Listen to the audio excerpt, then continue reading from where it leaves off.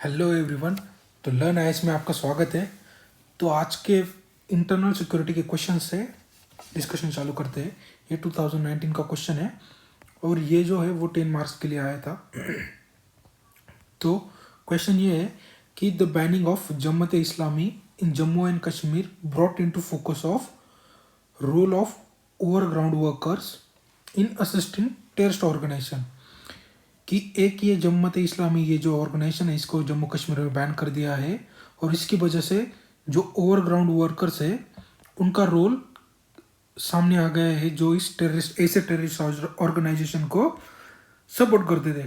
तो क्वेश्चन यहाँ से चालू होता है। मैं यूपीएससी ने एक स्टेटमेंट दे दिया और यहाँ से जो है क्वेश्चन चालू होता है कि examine the role played by overground workers in assisting terrorist organisation और discuss the measures to neutralise this influence of the overground workers.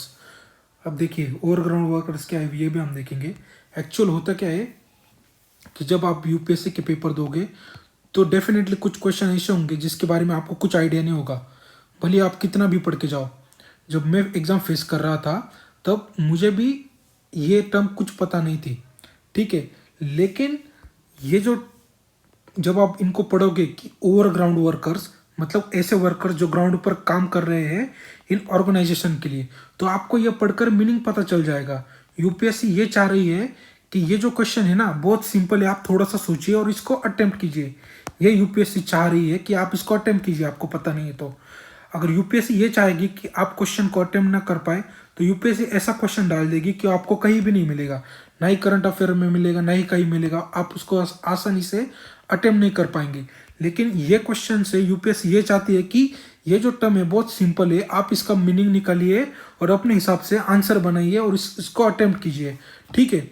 तो ओवरग्राउंड वर्कर्स ऐसे वर्कर्स होते हैं कि वहाँ की जो यूथ है, वुमन है, चिल्ड्रन है, जो उस एरिया से खुश नहीं है, कंट्री के गवर्नमेंट ऑर्गेनाइजेशन गवर्नेंस से खुश नहीं है इसलिए वो उनके कुछ कंसर्न, इसलिए वो टेररिस्ट ऑर्गेनाइजेशन को सपोर्ट करते हैं और उनकी एक्टिविटीज़ कैरी आउट करते हैं, ठीक है। तो वो कोई भी हो सकते हैं, जैसे कोई कॉलेज जाने वाला स्टूडेंट हो सकता है ओवरग्राउंड वर्कर्स, कोई टीचर हो सकता है, कोई प्रोफेसर हो सकता है, कोई पढ़ा लिखा आदमी भी हो सकता है या कोई इलिटरेट भी हो सकता है, कोई भी हो सकता है, ठीक है। तो जम्मू कश्मीर में ये जो ओवरग्राउंड वर्कर्स है तो वो कैसे रोल प्ले करते हैं इन ऑर्गेनाइजेशन को असिस्ट करने के लिए, बस इतना ही पूछा है। तो आप अपने हिसाब से सोच के बहुत आसानी से इसका आंसर दे सकते हो, ठीक है। तो बॉडी की तरफ बढ़ते हैं। तो सबसे पहले दो पार्ट होंगे, role played by overground workers और उनके मेजर्स टू न्यूट्रलाइज, ठीक है। तो सबसे पहले जो फर्स्ट पार्ट हम डिस्कस करेंगे कि ये जो ओवरग्राउंड वर्कर्स है ये क्या करते हैं, जो टेररिस्ट ऑर्गेनाइजेशन है उनको लॉजिस्टिक प्रोवाइड करते हैं, जैसे कि उनके जो कोई पर्सनल होंगे या फिर जो कोई कैरी आउट करने वाला है अटैक, उनको फूड, क्लोथिंग, लोकल एरिया जहाँ पर वो जाके अटैक कैरी करने वाले उनकी इन्फॉर्मेशन देने। तो जाकर वो ओवरग्राउंड वर्कर्स ये जो लोग हैं वो वहाँ के लोकल्स है तो उनको अच्छे से पता है, तो ये उनको फूड्स और बाकी सारी लॉजिस्टिक सपोर्ट प्रोवाइड करते हैं, ठीक है। दूसरा ये जो काम करते हैं वो है कि जो आइडियाज़ है ये टेररिस्ट ऑर्गेनाइजेशन के उनको प्रोपोगेट करना, उनके नैरेटिव स्प्रेड करना, जिससे क्या होता है कि ये जो रीच है इनकी मासेस तक और लोग इस ऑर्गेनाइजेशन से जुड़ते चले जाते हैं और ये रेडिकलाइजेशन स्प्रेड होता जाता है कैंसर की तरह, ठीक है। तो ये एक इनका काम होता है। तीसरा काम जो होता है इनका कि न्यू रिक्रूट्स फाइंड करना, कि जैसे उस एरिया में सपोज जम्मू कश्मीर में जो है जो यूथ है वो जॉबलेस है, तो ये एक फर्टाइल ग्राउंड प्रोवाइड करता है इन ओवरग्राउंड वर्कर्स को कि इनको रेडिकलाइज किया जाए और उनको ऑर्गेनाइजेशन में लिया जाए। तो होता क्या है कि ये जो यूथ है तो ये जो ओवरग्राउंड वर्कर्स है इन यूथ को फेसबुक पर टैग करती है पोस्ट, ठीक है, कि ये ऑर्गेनाइजेशन है, इनकी पोस्ट टैग करती है। जैसे किसी की किलिंग हो रही है, किसी की माइनॉरिटी की किलिंग हो रही है, ऐसे कुछ उनको टॉर्चर किया जा रहा है, ऐसे कुछ वीडियो उनको दिखाते हैं, फिर उनके माइंड में वही बैठता रहता है। फिर वो यूथ ये जो ओवरग्राउंड वर्कर्स है वो इन यूथ के टच में आते हैं और इनको बताते हैं कि आप सॉल्यूशन है उनका, तो आप ये ऑर्गेनाइजेशन ज्वाइन कर लो तो आप हेल्प कर पाओगे इन लोगों की। तो ऐसे उनको रेडिकलाइज किया जाता है और न्यू रिक्रूट्स है वो इस ऑर्गेनाइजेशन में भर्ती किए जाते हैं, ठीक है। जो नेक्स्ट काम ये करते हैं वो ये है कि प्लानिंग और एग्जीक्यूशन ऑफ अटैक, कि ये जो ओवरग्राउंड वर्कर्स है उनको अच्छे से पता होता है, तो फिर वो ऑपरेशनल प्लानिंग करते हैं। इंटेलिजेंस तो देते ही देते हैं, सेफ्टी रूट बताते हैं कि यहाँ पर इस रूट से जाओगे, यहाँ पर पुलिस खड़ी है तो आप यहाँ से जाओ, ठीक है। उनको बताते हैं कि ये जो मैप है इस सिटी का या प्लेस का, एरिया का मैप बना के देते हैं, और अदर इनपुट्स भी उन टेरर ऑर्गेनाइजेशन को प्रोवाइड करते हैं, ठीक है। और क्या क्या करते हैं कि इलीगल मनी चाहिए अटैक कैरी करने के लिए, उनको व्हीकल्स, आर्म्स, सारी चीज़ें अरेंज करनी पड़ती है।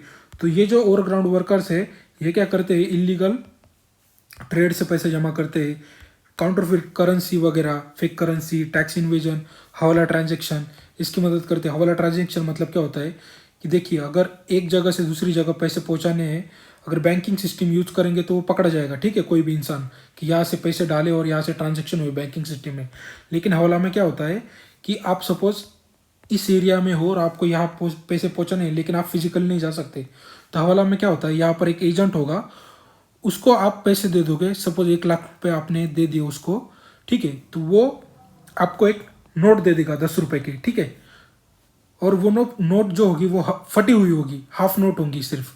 तो आपको क्या करना है कि आप जो है ये एरिया में पैसे साथ में लेके तो नहीं जा सकते, पुलिस पकड़ लेगी, कोई भी पकड़ लेगा।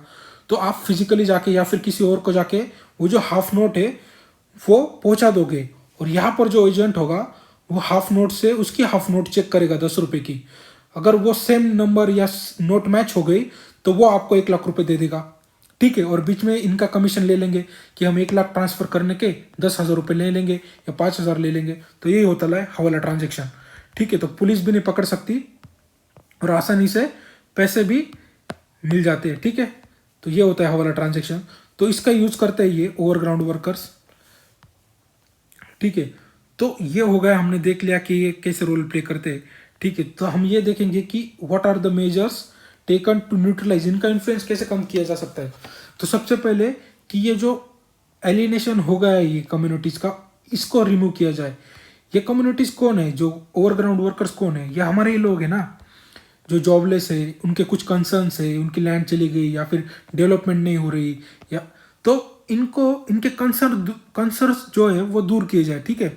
अवेयरनेस कैंपेन भी चाहिए कि अगर फॉल्स प्रोपोगेंडा कोई स्प्रेड हो रहा है तो उसके अगेंस्ट भी कुछ होना चाहिए, ठीक है।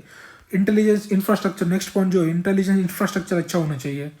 कि देखो कि ये जो रेडिकलाइज है ना, इनका ट्रैक होना चाहिए कि कौन रेडिकलाइजेशन उस एरिया में जम्मू कश्मीर में फैला रहा है, तो ओवरग्राउंड वर्कर्स कौन कौन है, तो इनको कैसे स्टॉप किया जाए, न्यू रिक्रूट्स को कैसे रोका जाए, ठीक है। इसके लिए एक अच्छा सेपरेट इंफ्रास्ट्रक्चर होना चाहिए इंटेलिजेंस का।